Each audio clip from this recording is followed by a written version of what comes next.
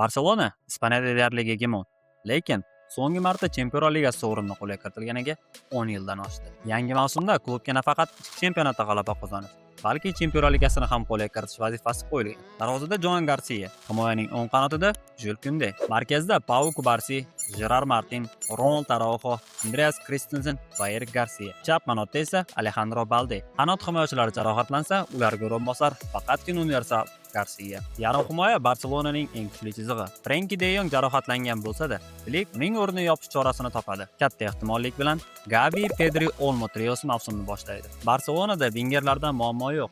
O'ng qanotda jamoaning asosiy yulduzi Lamine Yamal va yosh iqtidor Roni Bardagji. Chapda esa Rafinha, Anthony Gordon va Karim Adeyemi. Lekin klubdagi asosiy muammo aniq. Lewandowskidan so'ng haqiqiy markaziy hujumchi kerak. Ha, Gordon va Adeyemi shu pozitsiyada o'ynay oladi.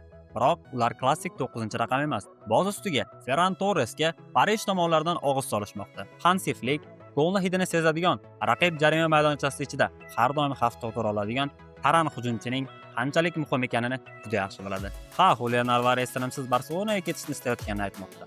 Lekin Madrid jamoasi o'zining asosiy hujumchisini to'g'ridan-to'g'ri raqibiga sotishga mutlaqo tayyor emas. Shu sababli kataloniyaliklar erkin agent maqomida yurgan Dušan Vlahović variantini o'ylab ko'rar. Agar transfer oynasi yopilguncha boshqa muhim xarid amalga oshirilmasa, Barselonaning yozgi transfer kompaniyasiga 10 balldan 7 ball beraman. Voqealar rivojini birgalikda kuzatishni istasangiz, menga obuna bo'ling.